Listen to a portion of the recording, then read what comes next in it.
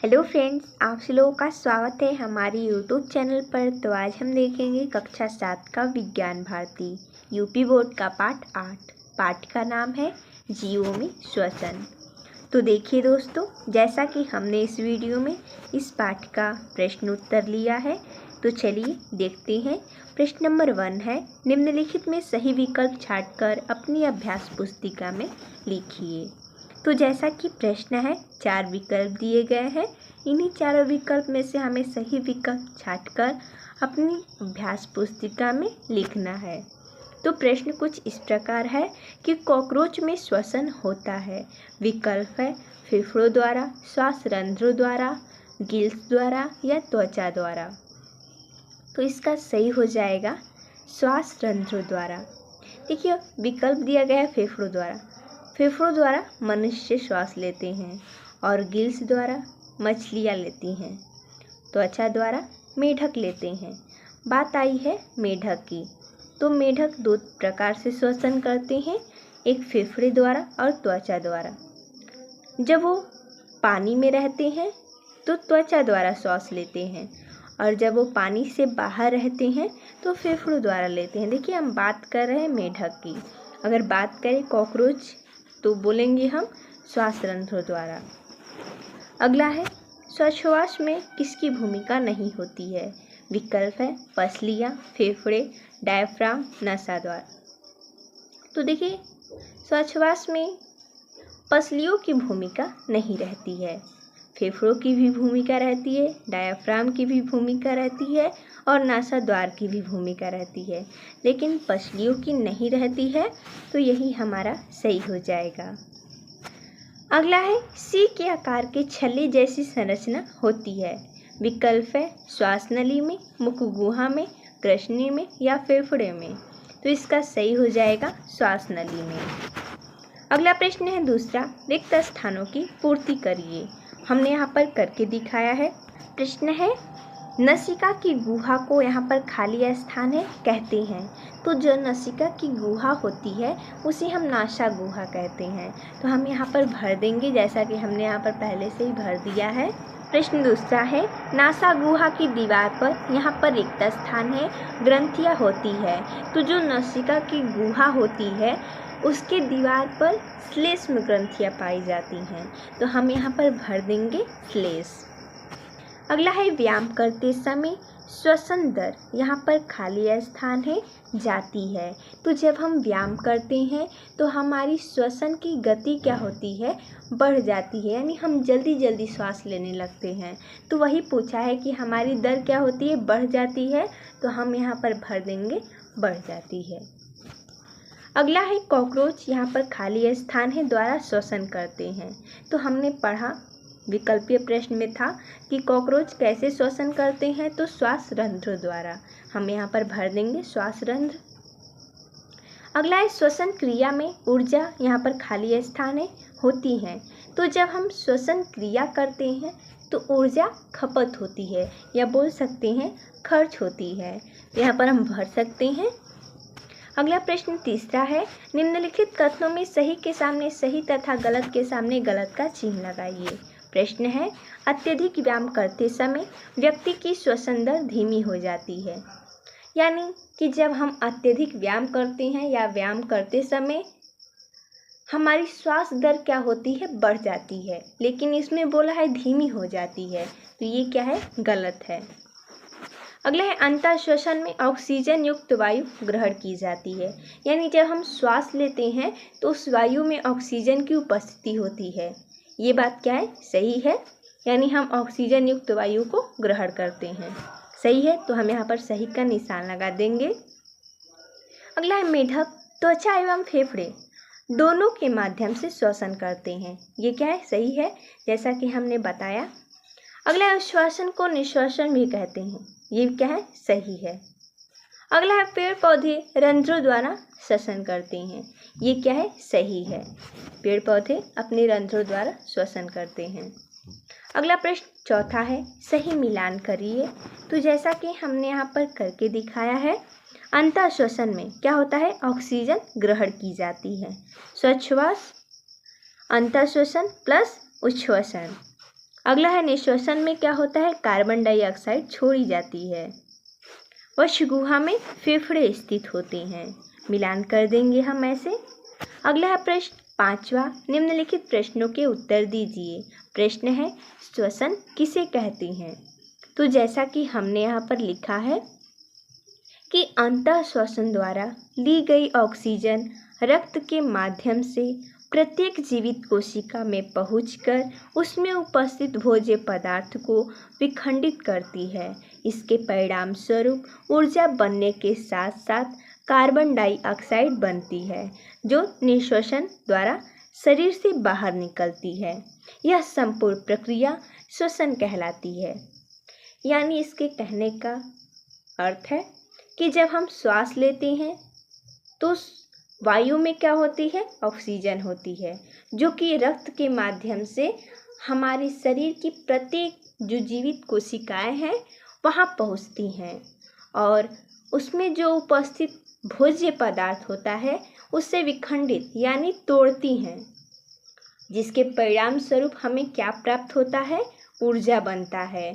और इसके साथ साथ क्या बनता है, कार्बन डाइऑक्साइड यानी कि CO2। उसे जो CO2 होता है उसे हम बाहर निकालते हैं, जिसे बाहर निकालने की क्रिया को हम बोलते हैं निश्वसन। और इस पूरी यानी संपूर्ण प्रक्रिया को हम क्या बोलते हैं, श्वसन। अगला है प्रश्न, श्वासोच्छ्वास से आप क्या समझते हैं। इसका उत्तर हो जाएगा, वातावरण की ऑक्सीजन युक्त वायु को नाक से फेफड़ों तक पहुंचाने की क्रिया अंतःश्वसन या श्वसन कहलाती है। इसके विपरीत फेफड़ों की कार्बन डाइऑक्साइड युक्त वायु को नाक द्वारा शरीर से बाहर निकालने की क्रिया को उच्छ्वसन या निश्वसन कहते हैं।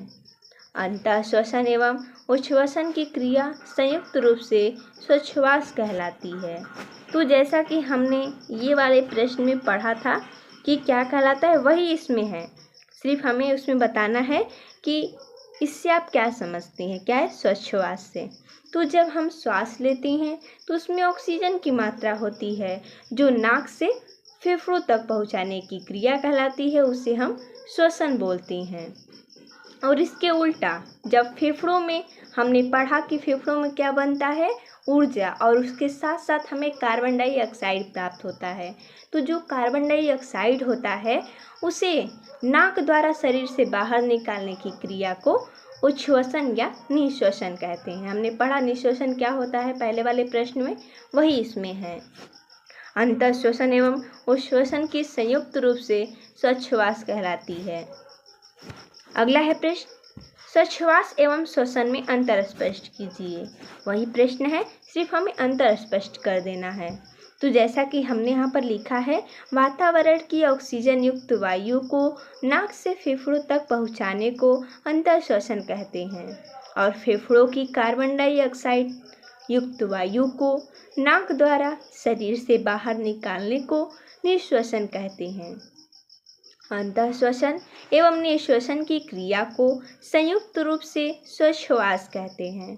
और श्वसन में हमने यहाँ पर लिखा है, अंतःश्वसन द्वारा ली गई ऑक्सीजन रक्त के माध्यम से प्रत्येक जीवित कोशिका में पहुंचकर उसमें उपस्थित भोज्य पदार्थ को विखंडित करती है।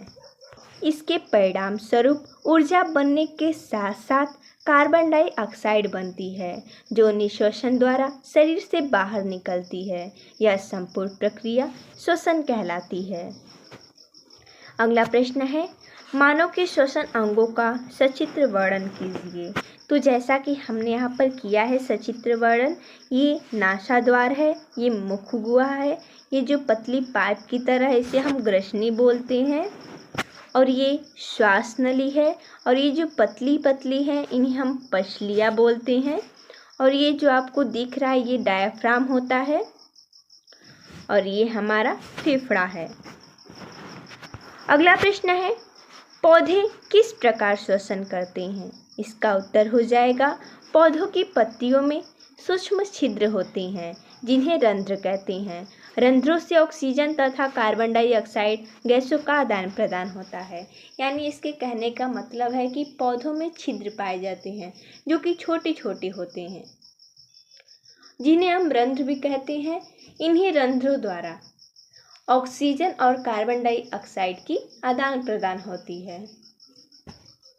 इसी प्रकार पौधे की श्वसन होती है।